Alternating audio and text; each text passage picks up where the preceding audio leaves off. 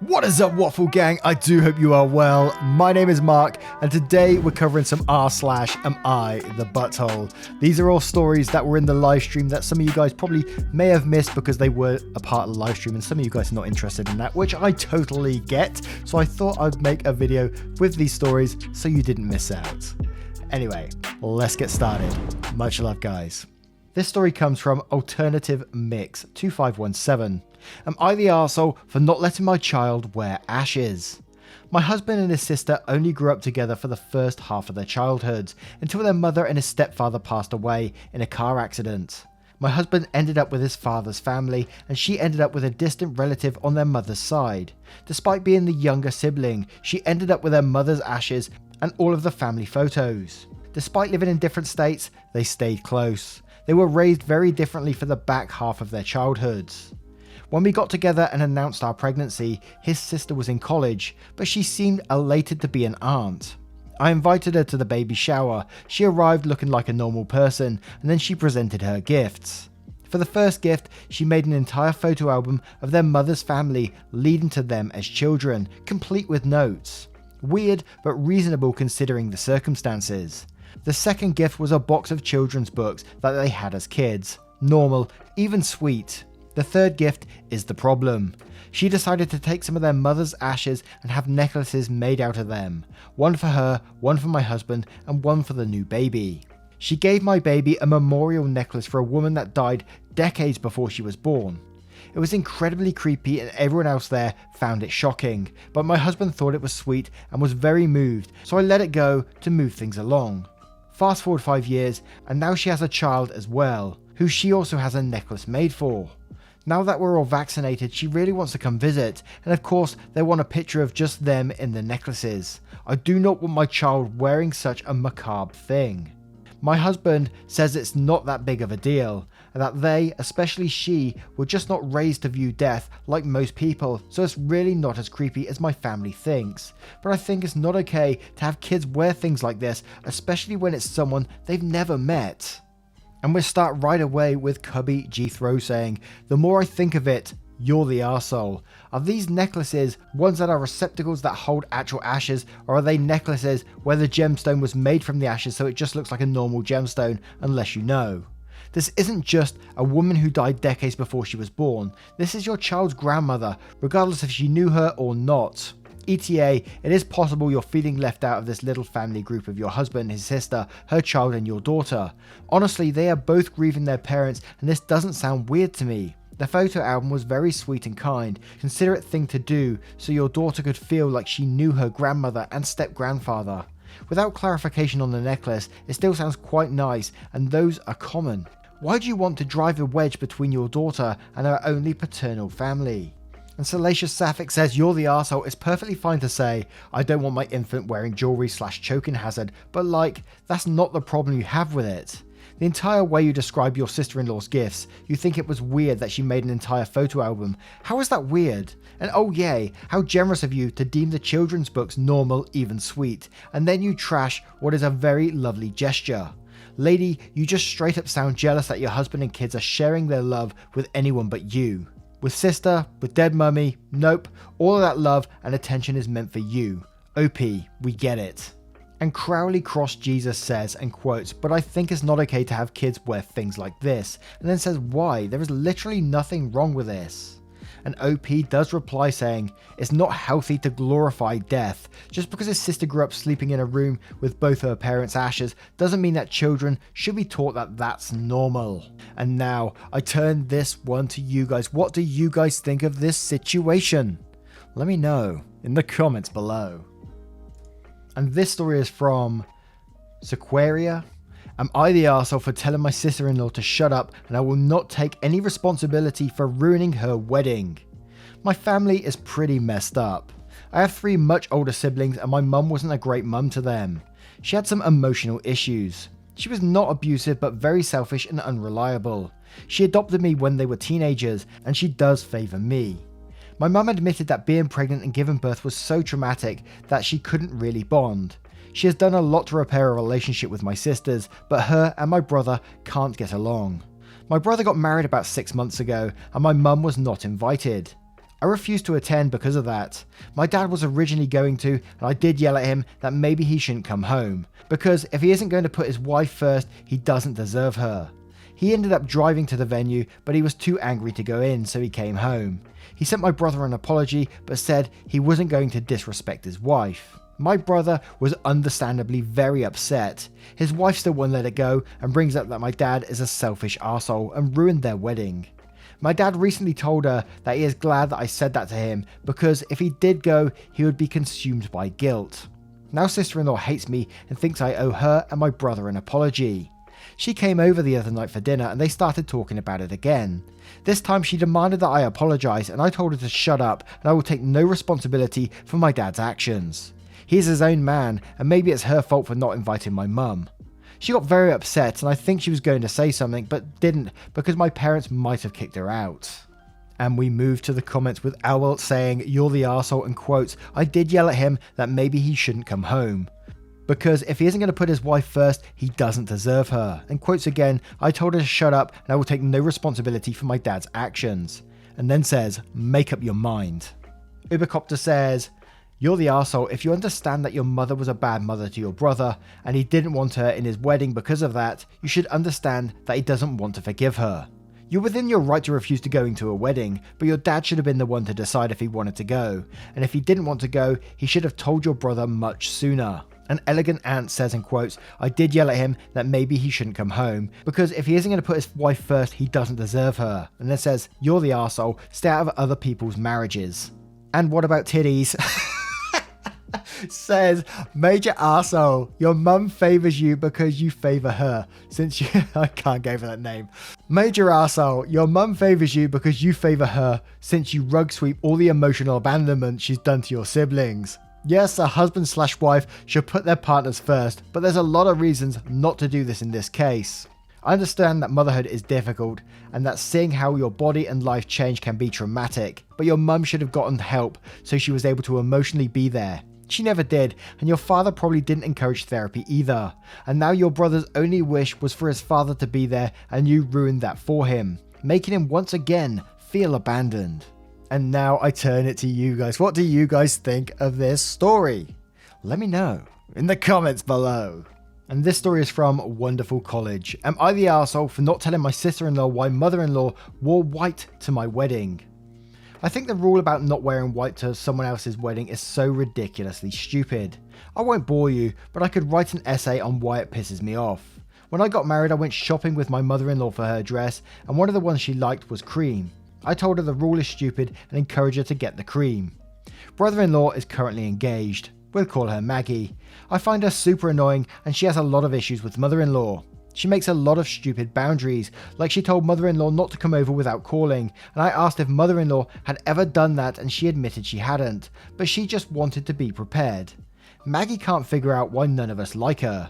Maggie was over the other day for a family dinner and saw one of my wedding pictures. She commented that mother-in-law was wearing white, and I was just like, yeah, she was. She said it looked like a wedding gown, and I was just like, yeah, kind of.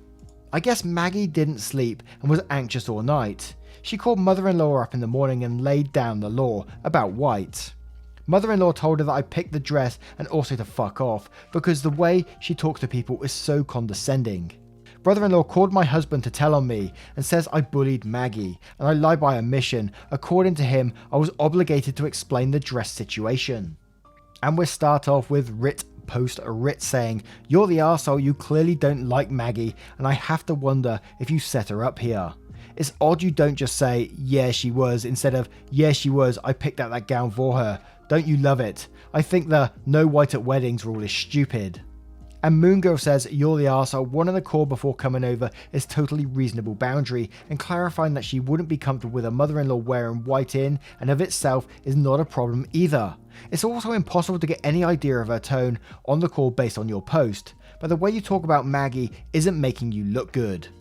And OK Sympathy says, "You're the arsehole, you intentionally set her up to embarrass herself. Seeing that mother-in-law wore white to your wedding would be very reasonable, make her concerned that she would do the same at hers. I have literally no idea what you find unreasonable about not wanting other people wearing a wedding dress at your wedding, but keep that to yourself. Maggie sounds fine and you sound very mean." Now I turn this one straight to you guys. What do you guys think of the situation and what would you do in it? Let me know in the comments below. And our next story comes from Throwaway Cane Girl. Am I the arsehole for moving out because my family keeps playing with my cane? So I, 17 female, still live with my mum, my stepdad, and my 2 half siblings, 5 male and 7 female. My dad died when I was 5, driving me to the hospital. Mum didn't want to pay for the ambulance. He died in the crash and my leg and spine got busted up in a way that's left me needing a cane pretty much ever since. My stepdad's always been a little distant with me. He likes to make jokes about how I'm an early blooming black widow. I think he gets that from my mum, who blames me for my dad's death. I do too, it is my fault after all, so I don't push back on it. Anyway, the point is, with the current situation, my parents are always looking for ways to get my half siblings active and doing things without leaving the house, and have recently settled on scavenger hunts. I have no problem with this, honestly. I wish they'd stop hiding stuff in my underwear drawer, but it's a 5-year-old and a 7-year-old, so that's not the worst. My problem though is that they keep taking my cane when I'm not looking. I tend to get lost in my homework and my writing hobby and zone out, and having it be one of the items that my half siblings have to find. When I complain to my stepdad, he's a stay-at-home dad, so he's usually the one running these things, he scolds me for being selfish and points out that my swivel chair has wheels if I need the bathroom, and that they always get it to me before I have to go downstairs for dinner. I tried my mum yesterday and she said that I was being a brat and that if I wanted a father who cared about me, I shouldn't have killed my dad. I got really upset at this point and called my grandparents, my mum's parents. Dads are dead too. They showed up at 10 PM yesterday and grandma screamed at them while grandpa packed my stuff and helped me out to their car. My mum's been blowing up my phone and email, calling me all sorts of names and accusing me of turning her family against her and trying to get her in legal trouble since minors can't move out. And I can't help but think maybe she's right, so am I the arsehole? And there's a couple of edits on this one that's just basically saying thank you so much for the support, because I can't believe this one. But Buttered White Bread says, oh honey, no, you didn't kill your dad. It isn't your fault. Accidents are accidents because they aren't your fault. Your mother is unbelievably awful for the way she has been treating you and allowing you to be treated. Please stay with your grandparents, and if you have access, maybe seek out a therapist to help you work through all this guilt you're holding on to. More than anything, I send you hugs. Oh, and not the arsehole in any way, shape or form. Do not go back to that abusive house. And Verity Fox says, not the arsehole, your mother is straight up abusive. Your father's death is not your fault and she is frankly completely awful for allowing and reinforcing those beliefs. Your stepdad is an arsehole too for taking unnecessary aid from you. If he wore glasses, I'm pretty sure he wouldn't find it funny if you kept hiding them. Those people are toxic and cutting them out of your life may well be your best decision here. And Oreganoka says, not the arsehole, first of all, your father's death was absolutely not your fault.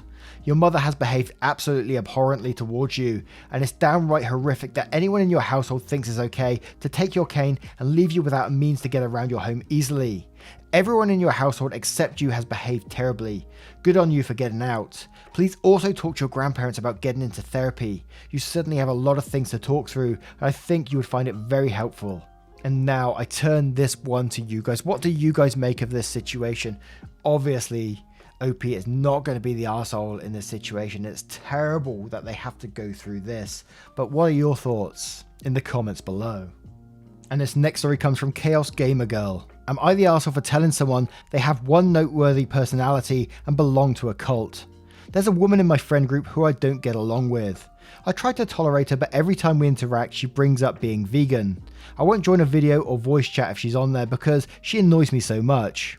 Every time I mention getting something to eat, she reminds me that vegan is animal friendly.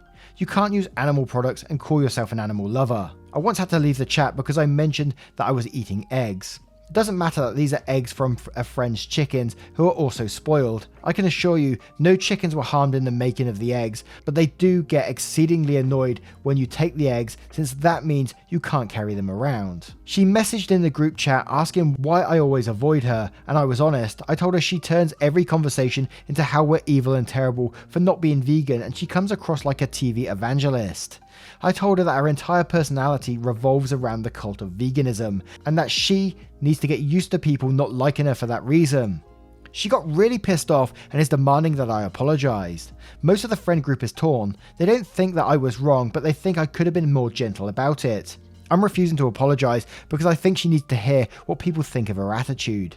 She's quit and been fired from jobs because she can't be civil to animal abusers in the workplace, aka someone eating a ham sandwich for lunch. And we'll start with PBC on this one. We're saying, not the arsehole, avoid this woman at all costs. She's been fired from her job over this behaviour but can't figure out that it is a problem. Talk about lack of self-awareness. You did the right thing. Do not apologise. And 5 Pink Toe says, she's the arsehole OP. Ladies and gentlemen, the evidence. She's quit and been fired from jobs because she can't be civil to animal abusers in the workplace. Not the arsehole. Vegans like this woman are the reason people roll their eyes and move away when the word vegan is said. And Rolling Katamari says, not the arsehole. She asked you to tell the truth and you did. The fact that she's already gotten fired over her behaviour means she should have seen it coming, to be honest. And now I turn this one to you guys. What do you guys think of this situation? Let me know in the comments below. And our next story comes from EXM FOD. Am I the arsehole for deliberately showing my cousin to be a hypocrite? To clarify, we're only distant cousins. Our mothers are cousins. Background is that I, 33 male, have been married to my wife, Kylie, 44 female, for 6 years and together for 12. I bumped into my cousin, Mary, 30 female, yesterday. We haven't seen each other in a long time. I'm talking 8 or 9 years. But we grew up decently close as kids and she's just moved back to our hometown. We got chatting and both had some time to kill, so we ended up walking together. Mary has always been gossipy, so I got an earful about what the entire extended family has been up to. She brought up her brother John, who has recently introduced his girlfriend to their family. John is about my age and his girlfriend is in her early 20s, so similar age gap to me and Kylie. Mary ended up ranting to me about men who date younger women and how disgusting it is, and I let it carry on for a good while, just nodding. Here's where I may be the arsehole. I knew she only had a problem with men dating younger women. It's not my first rodeo, and I'm well aware that people have less of an issue with mine and Kylie's dynamic than it was vice versa. I know that she's never met Kylie, so I told her that Kylie and I have an 11-year age gap, without specifying which way it leans. This sparked her telling me that she's disappointed in me and that I'm creepy for dating a woman so much younger than me. Yet again, I let her dig herself deeper before I told her how old my wife was. Then she changed her mind, saying it was good that I married an older woman and that she's glad I didn't discount her just because she's older. So I pointed out her hypocrisy. If my wife being older than me is fine, why does she take such an issue to John's girlfriend being younger than him? The atmosphere turned sour, and later that evening I got a text from John saying that her other sister had told him what had happened between us, saying thanks for the support. Mary has been gossiping about Kylie and I as much as she has about John and his girlfriend, and now the whole extended cousins appear to have taken sides. On the one hand, I get it from a point of view that men deliberately going after younger women for the creepy reasons about a younger model and all of those weird fertility reasons. I understand less so the idea of younger men dating older women is some sort of feminist statement, which is the stance Mary and some other cousins are taking, along with the first. On the other, I don't believe John is one of those men. We ended up talking more yesterday evening and it's very apparent to me that he genuinely loves his girlfriend for who she is, not for the fact that she's younger. I just want an objective answer from someone uninvolved in the argument, so I'm turning to Reddit. And Son of a Gunderson says, not the arsehole, I love this. Well played. Followed by Lara Mila saying, not the arsehole, the age gap is usually weird regardless of the genders, but having an issue with one setup and not any of the others is hypocritical. And username says, OP, you misunderstand the problem with men dating younger women. Frequently, they do so because of the power dynamic. The woman is less experienced and easier to groom and therefore control. This is why people object to it, not because of weird fertility reasons. In fact, I don't think most people would object to a man who wants biochildren finding a woman who is capable of giving him some. By the same token, an older woman dating a younger man could potentially also have similar power dynamic, but on the other hand, we live in a patriarchal society, so men, regardless of age, have a certain amount of institutional power than women, regardless of age, don't have. So a younger man is less likely to be controlled by an older woman, but it's not at all impossible, and definitely a dynamic that concerned friends should look out for. This is why your female cousins were making it into a weird feminist statement, and why they were so wrong to do so. So no, you're not the arsehole for calling out her hypocrisy, but keep in mind that it's not a direct comparison. Older man / younger woman most of the time is on his side. Older woman / younger man, there's a much more complex and nuanced power dynamic. Now I turn this one to you guys. What do you guys think of this situation? Let me know in the comments below. And our next story comes from Common Last Name. Am I the arsehole for not going into work when they called me out? I, 20 female, work with another college-age girl who had an exam one day at 2:30. She was on the schedule until 3 and I started at 3, so she texted me a week before asking if I would be able to come in at 2 instead so she could make it to her exam.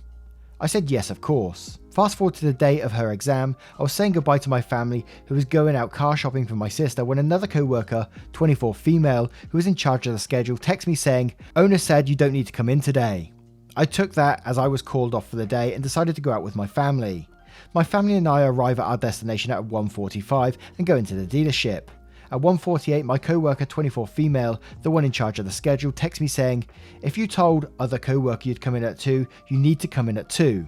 I had 15 minutes to get to my workplace, which at this point was about 40 minutes away and no car to take because we all took one car. So I called my co-worker saying I couldn't come in because she told me not to and I had made plans with my family. She said if I kept up this miscommunication I'd be in trouble and put on probation. So am I the arsehole for not going into work? Info: this is a small company with a total of 10 employees, no HR department or policies. Little changes like this happen quite often without any approval, so it wouldn't have been a big deal, but I agree with everyone saying I should have confirmed with her when she texted me not to come in originally."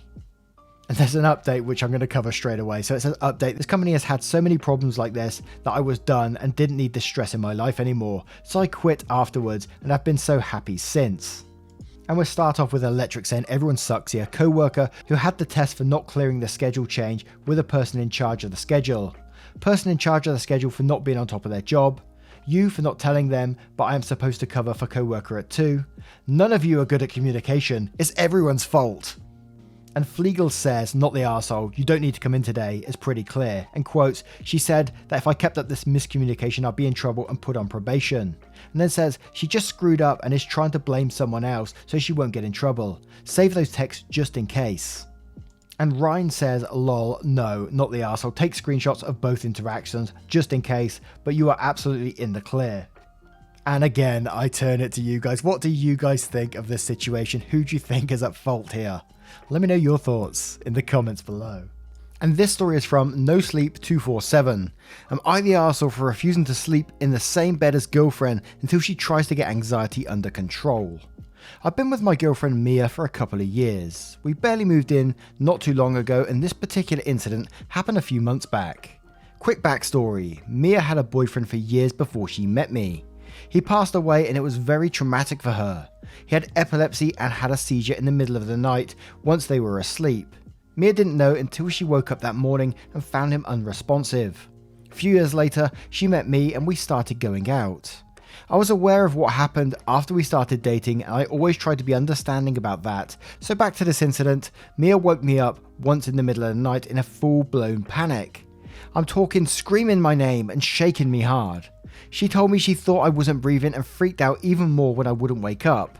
I consoled her for the rest of the night because she was terrified and crying non-stop. I tried talking to her about seeing someone because his death was obviously traumatic for her, and I was surprised to find out she never did counselling. She said she only did a few sessions but didn't like the guy and also didn't want to talk about her ex that way. But this keeps happening. Not as bad as the first night, but Mia just constantly wakes me up because she gets scared I'm not breathing. I did see my doctor in case there was actually something wrong with me, and we did a sleep study. Everything came back clear, but still she panics if something's wrong and wakes me up.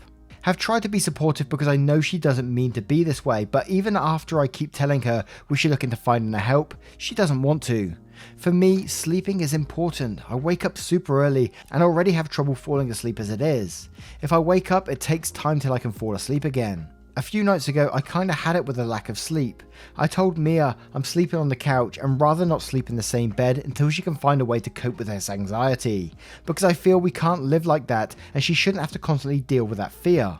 Mia has been mad at me ever since, telling me I'm being an ass for punishing her over something she has no control of. I just felt like I was at my wit's end. It's been a few months of this and I didn't know what else to do. She's been distant, but when we do talk, she seems to make it known how much this is hurting her. So I do feel really bad and I'm wondering if changing our sleeping arrangements until she gets sleep was an arsehole move, because it's like I'm forcing her to go to therapy, in her words. Am I the arsehole? And we'll start off straight away with potentially Nox saying, not the arsehole. The problem isn't that she has no control over anxiety, it's that she's not taking any steps to gain control in spite of knowing her actions are harming you. She needs professional help for this. And Lolo says, not the arsehole. The truth is, this is something she does have control over. She could choose to get help. Her behaviour is not normal and is impacting your health and well-being. Not to mention you have to sleep on the couch. She is lucky you didn't move out and that you care enough to try and help her through this. You're right to tell her in so many words that it's not an acceptable way to live and she needs to get to the bottom of it. Perhaps you could try a sleep aid to allow her to sleep more deeply and not awaken in the middle of the night. Checking your pulse, but that will be a band-aid. And Green Cattle says, not the arsehole, you're not forcing her to go to therapy. You're setting the boundaries you need to set in order to remain a functioning human, while still trying to be there for her. I have the utmost sympathy for her suffering and I can't begin to fathom the level of trauma that must be impacting her, but nonetheless I have to say she's being the arsehole in this situation. Partly to you, but above all to herself for not taking the steps she needs to heal. I don't know heaps about therapy admittedly, but would she be more amenable to the idea if you offered, in a gentle non-pushy manner, to come with her? And now I turn this one to you guys. What do you guys think of this situation? Let me know in the comments below. Now once again guys, thank you for being here today. I hope you did enjoy these stories from the live stream.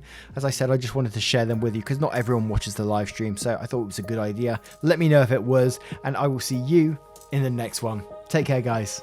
Much love. Finally don't get no fuss, finally be riding on my way. Finally woke up with some luck in the book.